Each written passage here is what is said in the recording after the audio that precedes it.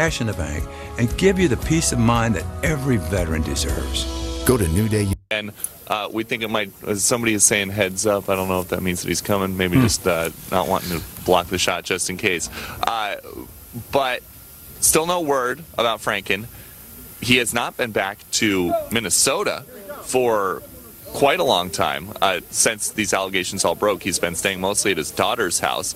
So this is going to be the most, he did do a press availability here on the Hill last week or the week before, but this is going to be the most extensive, we believe, remarks that he has made. And again, if he decides to resign, it'll be a farewell address. If he decides that he's going to stay, that would be a surprise to a lot of people here. His Democratic colleagues yesterday were saying that they expect he is going to resign. They were saying that they think he's going to resign. They all want him to resign, more than 30 of them, but nobody knows for sure what is coming and what kind of detail we're going to get here, John. 36 of his fellow Democrats in the Senate have said that it is time for him to go. Among them, most of the female Democratic senators in the Senate have said that it's time for him to go. Our colleague Chris Steyerwalt was on America's Newsroom this morning saying, pretty unusual to go to the well of the Senate to announce your resignation. Usually that's done with a paper statement, or, John Conyers announced he is resigning basically on a radio interview from his hospital bed. Why go to the Senate? Good question, John. And again, this is pretty unprecedented. There was a thought yesterday when all of these senators, all of these Democratic colleagues were coming out calling for Franken to resign. Well, maybe he's just, and then he said he was going to make an announcement more than 24 hours later today. There was a thought maybe he needs time to go home. He's going to talk directly to his constituents. But that is not going to be the case. No matter what we hear today, again, he still has not been home since all of this really hit the fan a couple weeks ago when the first accusers came out. And so we do not know what he has been talking to his family about for the last 24 hours. We also still don't know many of the details. And you know what? Here is Senator Franken right here, John. And we can maybe ask him. Senator Franken, what are you going to miss about Washington? He said he's giving a speech.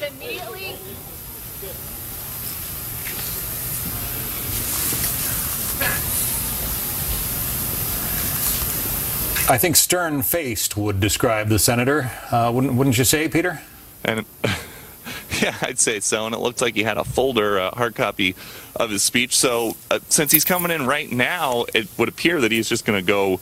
He's not going to make a stop at his office across the street in the Hart Senate office building. It looks like he and his family that just got out of that SUV are heading right to the floor. So it's not that long of a walk. And when you're a senator, they kind of clear the way for you when you want the way cleared. So he should be speaking down there in the well any minute, John. Yeah, it was to take place at 11:45 Eastern Time. It is now 11:46. So by Washington standards, this thing is pretty much running like clockwork.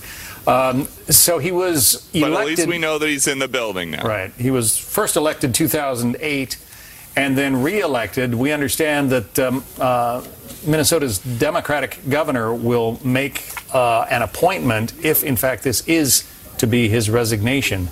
But that appointment would last only until 2018, at which time that appointed candidate and any others would run to fill the seat for the next 2 years until the seat is scheduled to be up for re-election in 2020. So it's going to be an interesting time in Minnesota politics if, in fact, we are about to see the resignation of the Democratic senator from Minnesota, the junior Democratic senator, Al Franken. Right, and the Democratic governor can appoint a Democrat right away for the next year, but after that, there's no guarantee that the Democratic Party in Minnesota holds on to the seat. So it will just become another up for grabs, potentially, Senate seat in what is already expected to be a wild midterm cycle that really is going to get going, we expect, once the calendar turns over to 18. Now, Democrats have the advantage in Minnesota, but it is thought that this could be a very competitive race. Al Franken beat Norm Coleman by just a handful of votes, and if memory serves correctly, that election was not certified for quite some time because it was so very close. So although Minnesota tends to lean Democratic, these are interesting times in politics, and and just about anything could happen.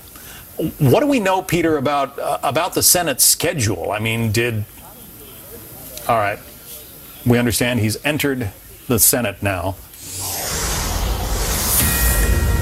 Fox News alert, Senator Al Franken, Democrat of Minnesota, has entered the Senate. He has asked for time to make a speech, and all indications are that he is about to announce that he is leaving the Senate, but we will wait and see what he has to say. We're going to pause for one moment now to let our Fox stations around the country join us. This is Fox News coverage of Senator Al Franken making an important announcement from the Senate floor. I'm John Scott in New York. Franken, as you might know, has been accused by at least 7 women of sexual harassment. They began with a Los Angeles DJ and radio host Leanne Tweeden and cascaded from there. Franken has apologized, but yesterday there was a real cascade of criticism from his fellow Democratic senators, primarily women. But now the total is up to 36 of Democratic senators who have said that Al Franken should resign. The junior senator from Minnesota is about to make remarks on the floor of the Senate. As of late yesterday, he was saying that he was not going to resign. But Julie, you got some There are late some word. sources that are saying that they have confirmed, there are reports out there that they have confirmed indeed that he will be resigning today. This comes amid obviously several sexual allegations. We talk about sexual misconduct, but improper touching, unwanted touching. This is basically the wave of what we have been seeing since Harvey Weinstein and his accusers stepped forward. And so now it has spilled into politics, not just bipartisan, not just Republican nor Democrat. Here's Al Franken. Let's listen. A couple months ago, I felt that we had entered an important moment in the history of this country. We were finally beginning to listen to women about the ways in which men's actions affect them. The moment was long overdue. I was excited for that conversation and hopeful that it would result in real change that made life better for women all across the country and in every part of our society. Then the conversation turned to me. Over the last few weeks, a number of women have come forward to talk about how they felt my actions had affected them. I was shocked. I was upset. But in responding to their claims, I also wanted to be respectful of that broader conversation, because all women deserve to be heard and their experiences taken seriously. I think that was the right thing to do. I also think it gave some people the false impression that I was admitting to doing things that, in fact, I haven't done. Some of the allegations against me are simply not true. Others I remember very differently. I said at the outset that the Ethics Committee was the right venue for these allegations to be heard and investigated and evaluated on their merits, that I was prepared to cooperate fully, and that I was confident in the outcome. You know, an important part of the conversation we've been having the last few months has been about how men abuse their power and privilege to hurt women.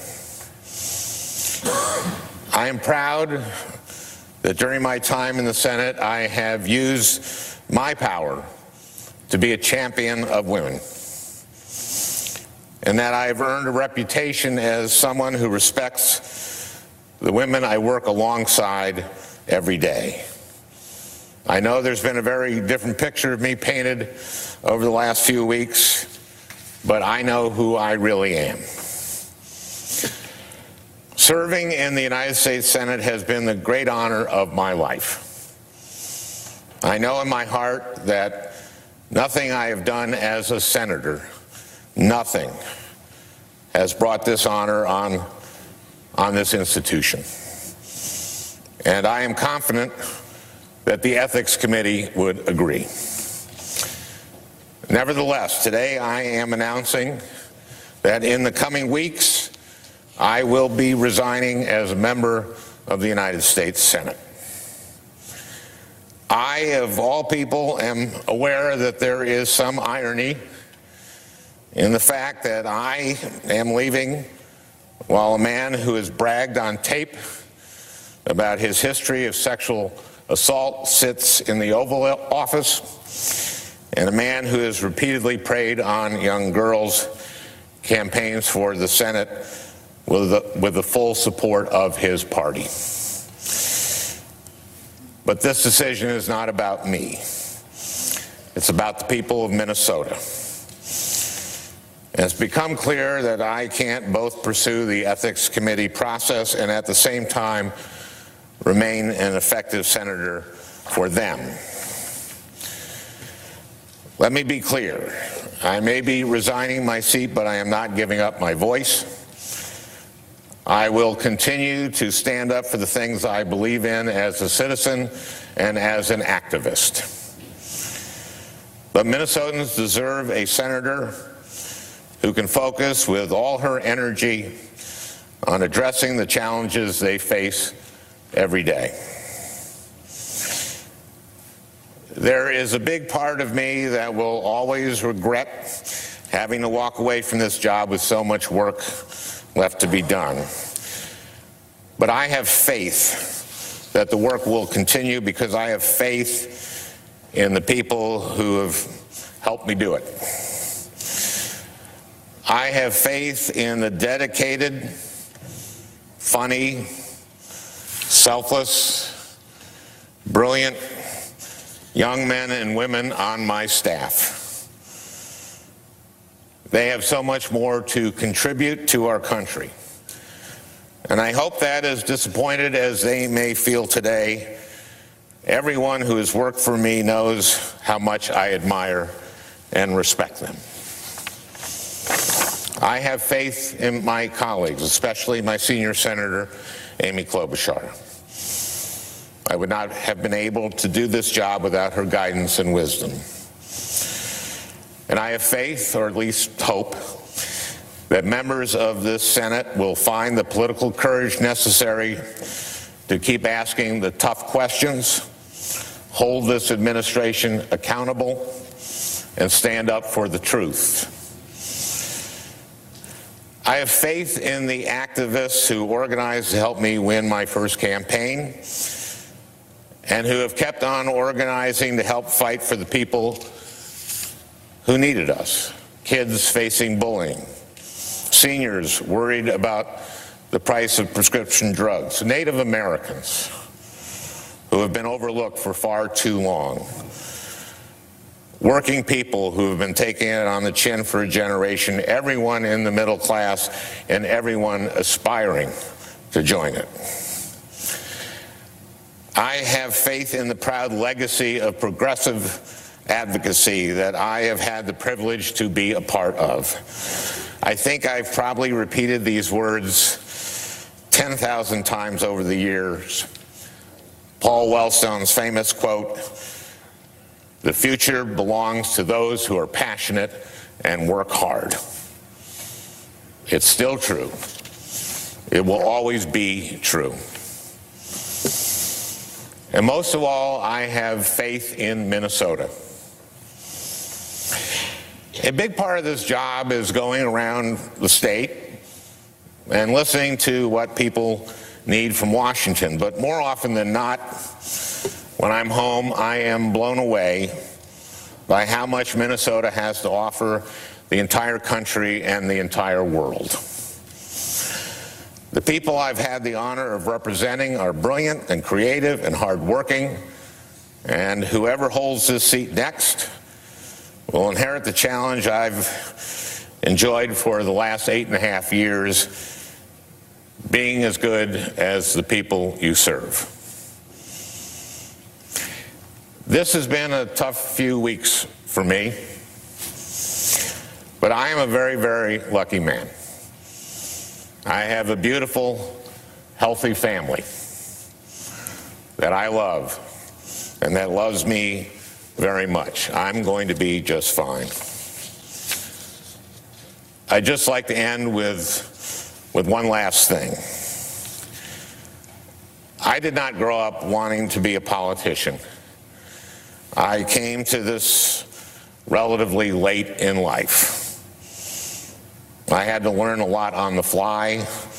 It wasn't easy, and it wasn't always fun. And I'm not just talking about today.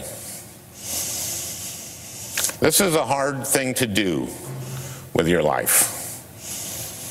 There are a lot of long hours and late nights and hard lessons. And there is no guarantee that all your work and sacrifice will ever pay off. I won my first election by 312 votes. Could have easily gone the other way. And even when you win, progress is far from inevitable. Paul Wellstone spent his whole life working for mental health parity, and it didn't pass until 6 years after Paul died.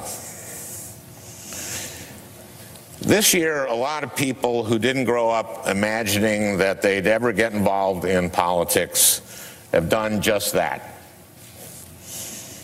They've gone to their first protest march or made their first call to a member of Congress, or maybe even taken the leap and put their names on a ballot for the first time. It can be such a rush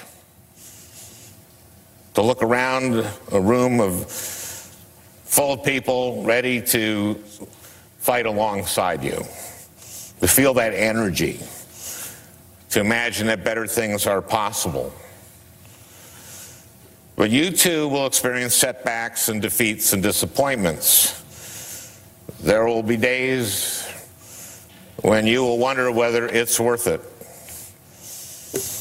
What I want you to know is that even today, even on the worst day of my political life, I feel like it's all been worth it. Politics, Paul Wellstone told us, is about the improvement of people's lives. I know that the work I've been able to do has improved people's lives. I would do it all over again in a heartbeat. For a decade now, every time I would get tired or discouraged or frustrated, I would think about the people I was doing this for and would get me back up on my feet. I know the same will be true for everyone who decides to pursue a politics that is about improving people's lives. And I hope you know that I will be fighting alongside you every step of the way. With that, Mr. President, I yield the floor.